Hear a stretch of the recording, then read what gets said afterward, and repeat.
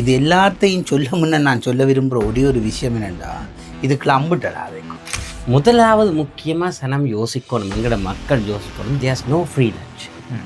எதுவுமே இலவசமாக கிடைக்காது.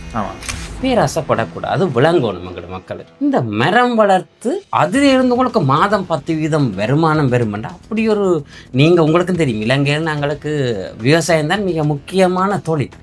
மாதம் 10% வரக்கூடிய விவசாயம் எங்கேயாவது நீங்கள் பார்த்துருக்குறீங்களா இலங்கையில்? அதாவது வருடத்துக்கு 120% வருமானம். இப்போ அண்மை காலமாக நம்ம இந்த பிளான்டேஷன் சம்மந்தமாக, மரநடுகை அந்த மாதிரியான விஷயங்கள் சம்மந்தமாக முறைப்பாடு ஏமாந்தோருக்கு யாராவது இதில் பணம் அவங்களோட இழந்தவங்க யாராவது முறைப்பாடு செஞ்சுருக்காங்களா? நிச்சயமாக மத்திய வங்கிக்கு முறைப்பாடுகள் வந்திருக்குது. இப்படியான பணங்களை பெற்று மரங்களை நட்டு அதிலிருந்து வருமானம் தாரம் என்று சொல்கிற நிறைய நிறுவனங்கள் வந்து கொண்டிருக்கு. ஒரு நிறுவனத்தை பார்த்தா இது அனுமதிக்கப்பட்ட நிறுவனமா அனுமதிக்கப்படாத நிறுவனமான்ற சந்தேகம் வந்தா ரெண்டு வழி இருக்கு. ஒன்று வந்து வெப்சைட், எங்களை சென்ட்ரல் பேங்க் வெப்சைட்டில் போயாச்சு போனால் பார்க்கலாம் அனுமதி அளிக்கப்பட்ட வங்கிகள் என்ன, அனுமதி அளிக்கப்பட்ட நிதி நிறுவனங்கள், நிதி கம்பெனிகள் என்ன. முதல்ல அந்த கம்ப்ளைண்ட்டை வங்கியில் லோட்ச் பண்ணணும். அப்போ வங்கி அதுக்குரிய நடவடிக்கைகள் எடுக்கும். அது சார்ந்து உங்களுக்கு திருப்தி வரையில்லைன்னா நீங்கள் நிச்சயமாக மத்திய வங்கியோட தொடர்பு கொள்ளலாம். நட்டம் வரைக்கில் நாங்கள் ஐயோ அவர் பொறுப்பு இவர் பொறுப்பு மத்திய வங்கி பொறுப்புன்னு அந்த டைமில் தான் கிளர்ந்தெழுகிறோம். எங்கள்கிட்ட முறைப்பாடு செய்கிற கன பேர் சொல்லிக்கணும், நான் ஒன்றுமே செய்ய இல்லை, ஒன்றுமே ஓடிபி கொடுக்க இல்லை, ஆனால் காசு போயிட்டுன்னு சொல்லிடணும்.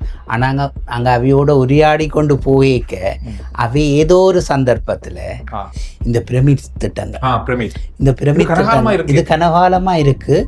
ஒவ்வொரு முறையும் ஒரு நிறுவனத்தை தடை செய்யக்குள்ள அதே ஆட்கள் வேற பேர்ல வேற திட்டங்கள்ல வந்து கொண்டிருப்பார். இப்போ என்ன வடிவத்தில் இருக்குது? இப்போ வந்து முந்தி பொருட்களை கொடுக்கறது, இப்போ சேவைகள். இந்த பிரமிட்காரட்டை பெரிய தந்திரோபாயம் என்னண்டா, யாருக்கு காசு தேவையென்று அறிஞ்சு அந்த டார்கெட் குரூப்பை வந்து டார்கெட் பண்ணுறோம். அவ்வளோதான். ஒரு நாளும் நாங்கள் விளையாடணும் 50,000 பெறுமதியான ஒரு பொருளை ஏன் 10,000 உங்களுக்கு தரணும்? அந்த கேள்வியை நான் என்ன கேட்டுக்கொண்டேன்டா, நான் அதுக்குள்ளே போமா. எல்லாம் படிச்சிருப்பினும் நல்ல அறிவு இருக்கும், எல்லாம் இருக்கும்.